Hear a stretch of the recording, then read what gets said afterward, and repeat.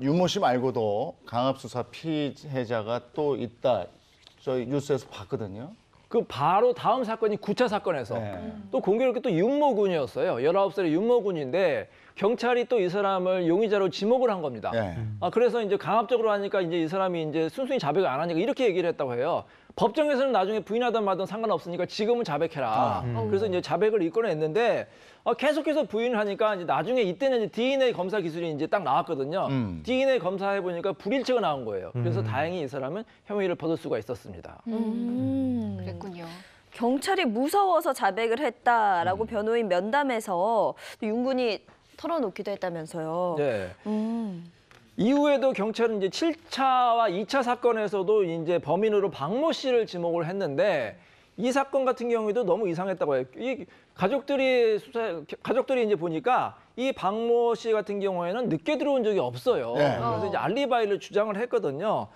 그래서 이제 사흘 만에 역시 진술을 뒤집었고 이 박 씨 같은 경우에는 이 변호인이 이상하게 생각했던 겁니다. 왜냐하면 진술을 하다 보니까 계속해서 그냥 외웠듯이 계속 진술한 거예요. 네. 마치 뭘 외웠듯이. 그래서 네. 이 변호인이 이상하다. 그래서 집중적으로 추궁을 한 끝에 좀 거짓으로 자백했다는 것을 밝혀내서 다행히 이 사람도 혐의를 벗을 수가 있었습니다.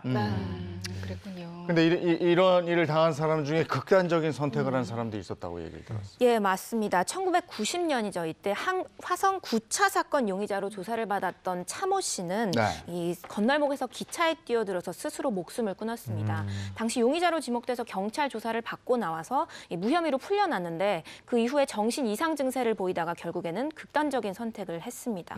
그리고 그 이듬해 10차 사건 용의자로 물렸던 장모 씨 역시 아파트 옥상에서 뛰어내려서 숨졌습니다.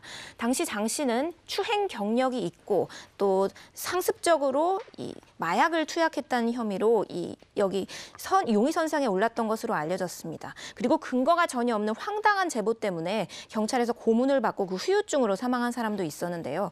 1987년에 5차 사건 발생 이후 경찰 감시를 계속 받아오다가 6년 뒤 한 재미교포가 꿈속에서 이름을 봤다. 뭐 이런 황당한 이 제보를 했다고 하는데 그 이후로 강도 높은 조사를 받고 건강이 악화돼서 숨졌다고 합니다.